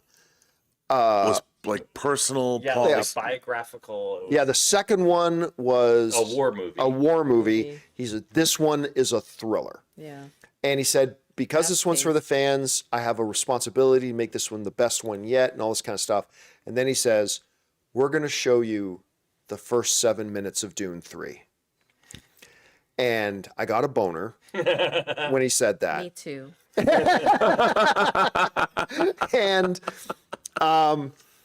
And the lights go down. The Warner Brothers logo comes up. And by the way, when they said that and the Warner Brothers logo came up, I started my watch. He said it was the first 7 minutes of the movie. It was the first 8 minutes and 15 seconds. Okay. Just wanted to let you know. Well, he didn't include the Warner Brothers. Yeah, logo. maybe he didn't include that stuff, which is good. So he lets us know that the movie starts 17 years after the ending of Dune 2. So he says, as you can imagine, longer than the book, I think. Yeah. I think so, which is already, thankfully, him taking some departures from the mediocre book. And he says, so a lot of things happen to people in 17 years and like damage and whatever. And by the way, Timothy Chalamet refers to Paul as the dark emperor of the universe, Yeah. who's kind of on a hunt for redemption. So anyway, the movie opens with a shot from space of Before that, there's sound effects that are over the opening credits, and it sounded Like a like they were the thumpers that are summoning the Sandworm. but it wasn't a single one. It got to the point where it was like Multiple. boom, boom, boom, boom, boom, boom, boom, boom, and I was stressed out. before I the was review like of the frame. freaked out. I was like, what? Because it didn't have any like, it didn't have the Fremen noise at the beginning where it has. It didn't have that. It was just the thumping. And at first it was a single thumping, and then it was like a cacophony of. I'm like, what is? it What? was troop carriers launching. Dude. And then this effect, this audible effect of all these massive troop carriers launching from a ship. But as soon as they clear the dock, silence. Yeah. Because they're in Well, space. that was And the it. It's a effect was boom, so boom. good. And oh my! And the thing is, like all the effects, the Dune movies are peak verisimilitude. Yeah. There has never been fantasy or science fiction films that have no cracks in them. No, sometimes you see miniature shots or matte paintings. Not these movies. That shot was amazing. So what we're getting as then all these and now these are Fremen on these troop transports, clearly going to conquer one of the planets that's still standing against Emperor Atreides, Emperor Paul Atreides. So they go through the atmosphere and they're cutting, like even just the approach is dramatic and intense. And the look of the ships. Oh, the ships were amazing. So cool. And the Fremen are inside and they're going, the Fremen, some of them are praying, some are whatever. And then you see Stilgar is on the ship, right? And they're going down. So this is serious. Stilgar's there, right? So then they get down to the surface of the planet. And all I can say, and you're kind of overwhelmed by how many of these troop And you've never, transports are landing. again, like with Dune, you've never seen anything that's looked like this No, in a science such a fiction film unique before. environment that they land on whatever this planet is, right? Then the best way I can describe what happens over the next 5 minutes, And it's raining, by the way. and it's raining, like water falls from the sky. Which I was talking to Ann afterwards. I was like, if you are a Fremen from Arrakis and the concept of rain is such a mind F to somebody that grew up and lived in Arrakis, that you are not only you have like the D-Day like storming the beach like stress, but couple that with a concept that you can't even imagine is coming from the sky. Yeah. Has to be such a trip that plays into this like religious fervor. And that played out follows it. so well. Oh like my God. these guys who are seeing Half of them are rain. psyched. Half of them are like, "What is Some happening? are crying. It was. Why it was, is there water in the sky?" Yeah. So again, the best way I can describe the following 5 minutes is the beginning of Saving Private Ryan on fucking steroids. It is, they start the charge right, and then all I can describe it as is like some kind, like whoever they're attacking, some kind of defensive rail guns start firing on them. And it is the most awe-inspiring thing I've ever seen on the screen.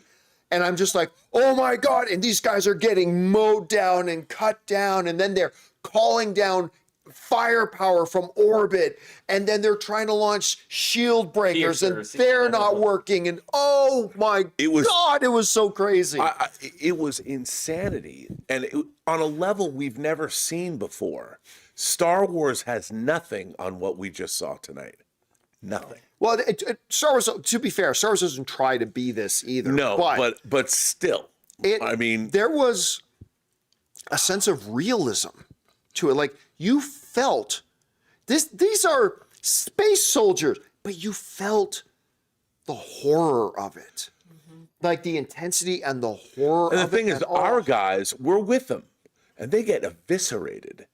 Not totally, but so oh mowed my down. God, it was just. when these guns are firing, though, I was like, I gasped. I was like, This was like put that like beach scene from like Edge of Tomorrow, like at night, and then just like In the ramp it rain. to 1,000 It was- in the rain with like rail guns that you can't see where they're coming. They're rail guns from space that are just mowing people down. And they also made like these weapons at first, like the Fremen are zeroing in on their binoculars, and you'd see like a gun come up out of the sand and go, and like then- spraying weaponry. and Oh. then what they're fighting are these gigantic, like what are these things and how big are they? It was Well, there were structures. By the way, just quickly, I know it's like 1 a.m. on the East Coast.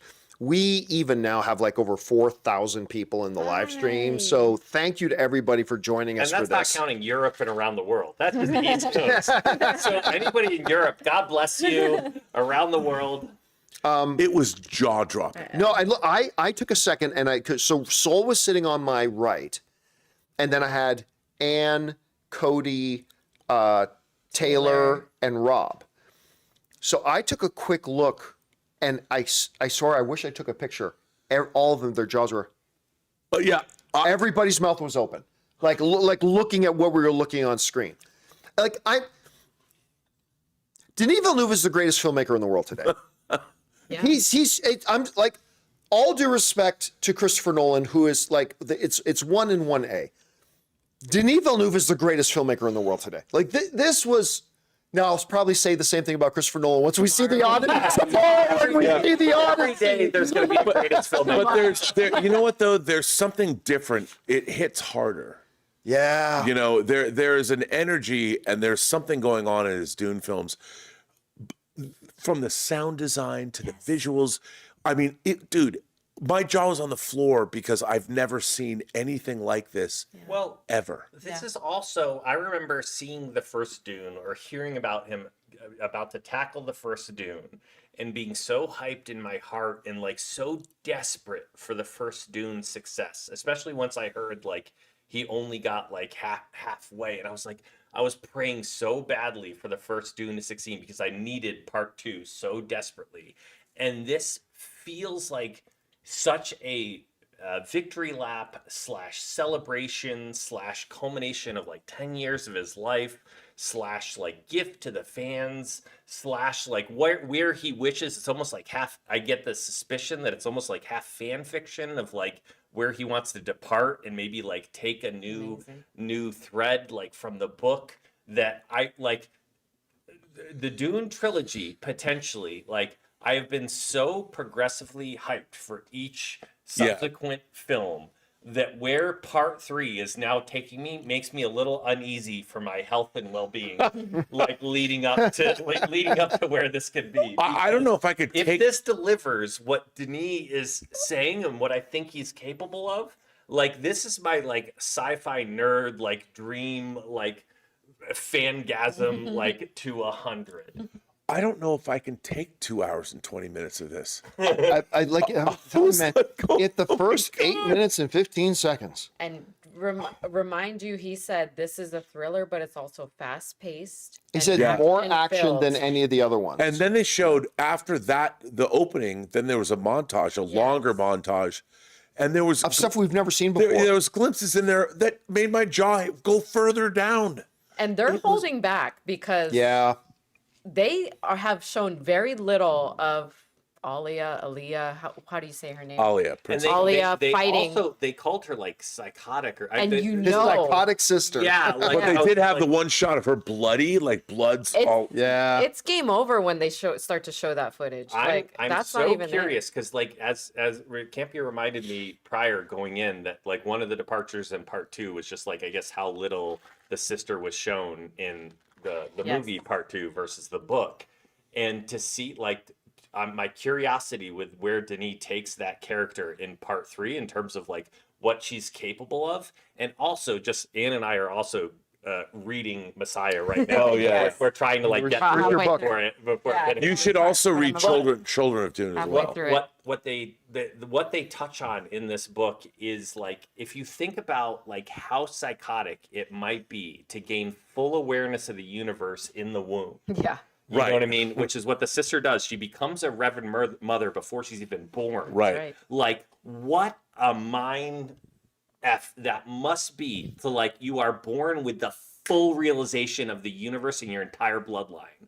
Like what that could do to you as a character, like And guess what? theatrically. Mama is not even, she's going to play that up too because Rebecca Ferguson in the mom role is like, nah, yeah, you stay crazy. Like you have that awareness. Yeah, You yeah. Protect Paul. Yeah. Like, We did that's not your see job. the Navigator. I saw someone asking about the Navigator. No, Well, they you didn't show saw the whatever it is they travel around in.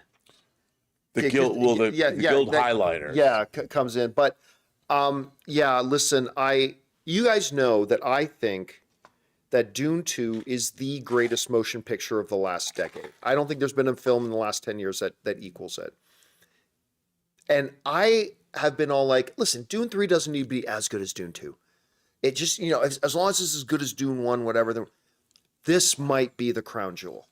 Like, again, we've only seen 8 minutes. I know I'm acknowledging we're getting ahead of ourselves, but I could not help but walk out of that auditorium and go, this might be the best one. And I just want to say huge thank you to Denis because a lot of times when you have these movies that are broken up into 1, 2, 3, you could have years in between these movies. And he made it known. He recognized like I could have made this a few years from now. And he was like, no, I had it in me. I had the passion in me to do it And now. he recognized the appetite from the fans. And He the appetite specifically- from the fans. He called out the Thank fans you. in there. He was planning to do another movie first before doing the next Dune, and he said the appetite was for the fans was just too strong. I had to do it now. And I'm glad he did. And then we get to see his James Bond movie, which they might talk about tomorrow during the Amazon presentation. That's right. Maybe they will, maybe they won't. But There's a lot of people in the chat having fun with buses. There was no buses in the Dune. Oh There well, might I guess be there a was bus. the there was navigators are electric kind of like buses. space bus Yeah, there was drivers. kind of space They are buses the space bus delivering- drivers. No, they're space moving vans. Space moving vans. That actually is probably a more appropriate description of it. And by the way, listen, while we're out there, you could feel it in the room. You could feel it in the room. All 5,000 people the in that second the room. lights went down and you saw like 60 fucking Stand Fremen like coming up to Bro. the stage, like it was over. But It by was the over before. by the time it was over, though, by the time it ended, you could just like everybody was just in awe. Everybody was just in all awe. those the Fremen never left. Like the Fremen were there. Like the whole Yeah, time. yeah.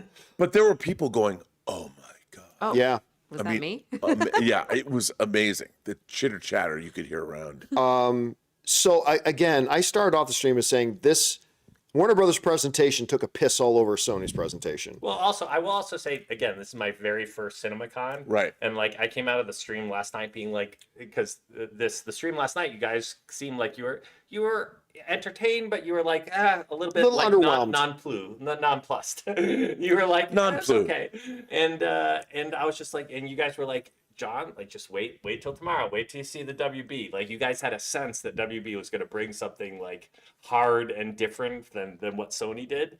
And I came out of being like, all right, guys, like, I guess I see where you're coming from, because that was wild. Like, just casually launching with Tom Cruise and like digger footage, and then ending with like 100 Fremen Right, and like Denis, right, yeah. like launching 7 minutes of Dune. I'm like, okay, well, and also just the strength of Warner slate for the past year, like them taking their victory lap and then tripling down, which is the app metaphor in Vegas in terms of like Yeah. getting lucky and then taking Yeah. all of your goodwill and like.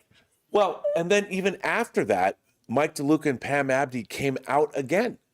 Yes, And to end things off. they brought up some more executives. Yeah. They thanked the distributors, and then they dropped that graphic, that infographic that had the titles of everything. t-shirt. And what was the last one on that list? Aegon's Conquest. Game of Yeah, Thrones, baby. Aegon's Was that Conquest. 2028? 2028. Yeah. I mean, So I'm like, excited. that was they didn't say anything about that. Nope, because it's I'm like, 2028. yeah, but it's on their list. Aegon's Conquest. There's the Game of Thrones movie is happening. Yeah.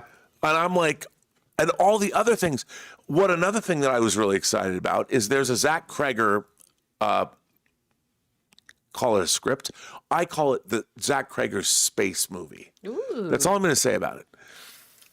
It is bananas. And they said Zach Kreger's making a movie for us called The Flood. Yep. Now, that was not how I knew it when I might have read a script, or maybe not, I don't know. But it was just casually dropped, and it's on their slate. So like BT Dubs, Kreger's coming back with his next original to WB. Get ready, it's called. And it's called The Flood, and I'm like, oh, I know exactly. Which, by the way, might It's be not a Halo movie, by the way. It's no, not a Halo it has movie. nothing to do with Halo.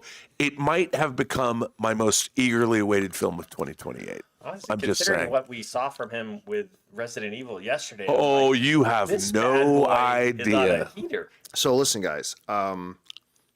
We still have Amazon MGM tomorrow. Last year was their first one, and they did a great job Killed it. last year. Killed it. So I'm really looking forward to seeing what's going on. There is a rumor going around. Rob was just telling me there is a rumor going around that they may do a surprise full screening of He-Man. Masters of the Universe. Yeah, Masters of the Universe. We'll see if that's true or not. So looking forward to that. And then tomorrow, The Odyssey. Universal's presentation. Universal also always does a really solid job. And obviously we're going to get a lot of talk about The Odyssey tomorrow. Super stoked about that. And then on Saturday, sorry, on Thursday. so I'm thinking in Comic-Con Disney. terms. I'm thinking in Comic-Con terms. On Thursday, the final night, it's the company that always brings the goods to CinemaCon is Disney. And Paramount, I may or may not go to That's right, Paramount's thing. I don't know. I'll probably go to Paramount's presentation because what surprises does Jackass have for us now? And by the way, I keep saying that. I happen to like Jackass, so but whatever. But listen, we still got a lot to come. And by the way, but as we get ready to wrap this up, I'd be remiss if I didn't mention this. Today was especially a lot. Big thank you to everybody in Vegas who's been coming up to us. Yeah. And talking to us, like everybody from movie theater owners to whatever. Actually, I even met these guys because I was getting ready to do a story on the John Campea Show on Friday, but we didn't do it to do it with another one. There was a story that came out on Friday about how there are going to be screenings of Project Hail Mary where the audience members can have the option of putting on these headphones and hear Lord and Miller do a commentary of the movie as they're watching the movie. Well, these guys come walking up to me after the Warner Brothers presentation and just say they're fans of the show, and we do this thing with this. I'm like, wait a minute. Are you the guys who made this thing with the Project Hail Mary stuff? Like, yeah, that's us. I'm like, oh my God. Like, I've just been stopped and met so many people here who watch the show, and a big thank you. I know Rob's had a whole ton of people stopping as Oh, it's well. fantastic. Everybody's been so nice. Everybody's been great, and we cannot wait to continue doing this. So, any closing thoughts? Honey, let's start with you. Any closing thoughts on what we got today from Warner Brothers? Warner Brothers brought the house down, and Dune 3 killed it. I think everyone knows that. Well, most of you who watch regularly know how much we love Dune. To the extent that our dog is named Dune, and we make her actually Yeah, I watch. saw this earlier. We make her watch Dune to remind her of where she got her name from. They've announced see the that? cast. They've announced the cast of the Hunt for Gollum. Who plays Aragorn? Jamie Dornan, the guy from 50 Shades of Grey.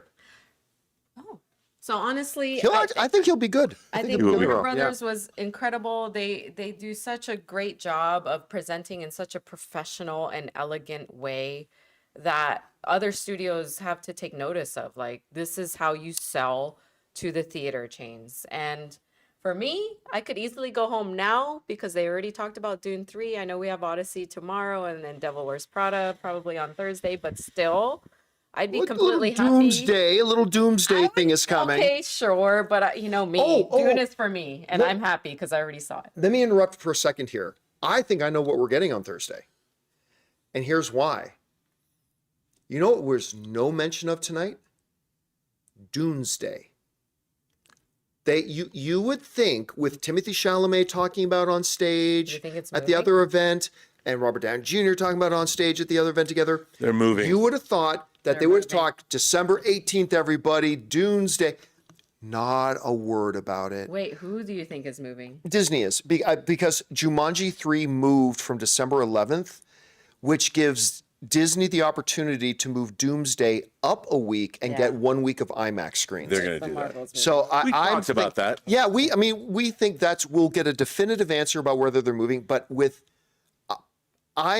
maybe I'm reading too much into it, but with them not even mentioning the Doomsday phenomena, I'm thinking that's a sign that Disney's going to announce on Thursday that they're moving the release date of Doomsday. Well, up it to would the make 11th. sense because they Yeah. would get at least a week of IMAX. Of IMAX screen, because right now they get no IMAX screens. Because So. remember, it won't be. That means they can even push it. They might, because it's December, they might be able to, go all the way back to Wednesday. Have fan screenings Wednesday night, so they get Wednesday, Thursday, Friday, Saturday, Sunday, Monday, Tuesday, Wednesday, with IMAX screens before Dune takes over. Yep. Somebody's asking, did you all talk about Aegon's Conquest? Yep. The only thing they did was literally put its title on the screen. Yeah. That movie's not till 2028, so then we're going to talk Same about thing it. with Godzilla We didn't Kong. mention Godzilla. But Well, because all really have much. Godzilla X Kong Supremacy was really Supernova. Supernova was really just Godzilla and King Kong on screen going "Roar!" Yeah. and the title, Yeah. and it says 2027, and that's it, because that's not till 2027. So By the way, did you end up going to the Neon Godzilla? I did not. Okay. I didn't, but I saw the trailer. It's dropped. all right. So any final thoughts about the panel tonight? I thought, I thought it was a great panel. Again, Warner Brothers' ultimate professionalism. They did a fantastic job. Patton Oswalt was a great choice for a host, and I really think that Mike DeLuca and Pam Abdi connected with both the exhibitors that are there and did a great job talking about their philosophy of working for film, or what filmmakers they want to work with and what they want to do. They hit hard the idea of original films, which they proved this past year. And Warner Brothers is the studio. Right now, It just they really kills are. me. They are hot. It kills me that somebody wants to buy them. Well, No, of course somebody wants to buy them. It kills me that they're selling. but I appreciated there was almost not necessarily a rebellious nature. No, they didn't say a word. But they were like, this is what we're capable of, and this is the direction we want to go. Yeah. And this is the vision we have for our company, Yeah. and the release slate that we believe in, and the philosophy we want to lean into. So Yep. trust us. Like, let us go. We want to help you succeed. And I love the fact that they dropped their slate up until 2028. Yeah, that Yeah. was the That- unfurling. yeah, that was the whole- that was the, I don't care what's happening outside of our pay grade. Right, Like, right. this is what we believe This is in what we're and what doing. we want to do, and we're going to take this opportunity at CinemaCon to lay it out there. Well, because you have to, movies take 2 years to make. Yeah. You have to plan it that way. That was so ballsy. Because you know why they did that? Because they were taking their victory lap for having the best 2025, but then making a point, we're not resting on those laurels. Right. No, we're Look at what doubling we're down. we're doubling down. Absolutely- We're taking this goodwill and the success and that we've seen and trying to lean in hard to everything that paid off this year. Well, guys, we've been streaming for a couple of hours. It is time for us to wrap this up. We will, of course, be back again tomorrow. I don't think we're going to do separate streams for Amazon MGM and Universal. Universal because together. there's not enough time in Yeah. between them. So we will do one stream tomorrow night that will cover both the It will be Amazon 6.5 hours long. We will that will talk cover- about Dune again. and we'll talk about Dune again, and then we'll talk more about buses, and we will talk about the Amazon MGM and the Universal presentation all in one stream tomorrow night. We're also going to catch that animated Forgotten movie. Island. Forgotten Island. They're doing a screening of Forgotten Filipinos. Island tomorrow. 9 a.m. Oh God, I don't know. I don't know if I. It might be late because it's Filipino time. Just saying. Filipinos are so Might late. start at 10 o'clock. As someone who's married into a Filipino family, I tell you, man, it is like a cultural thing. Be 20 minutes late. But yeah, so it'll be great tomorrow. Guys, thank you so much for joining us. We're having a blast covering CinemaCon. The Warner Bros. Again, A+. A+ to Yeah. Warner Bros. Yeah. Even the movies they showed and some of the stuff they showed that I thought was lackluster, the presentation was chef's kiss. A+ Warner Brothers for a great CinemaCon presentation. And let's see if Amazon can follow up their really solid presentation from last year, and if Universal can do it. Universal's always solid, so let's see where we go. So guys, that'll do it for us. So for Dr. Ann Campea, Robert Meyer Burnett, Jonathan Green, aka Soul Video, thank you so much for being here, guys. We love you. Get some sleep, and we'll talk to you guys tomorrow. Have a good one. Bye-bye.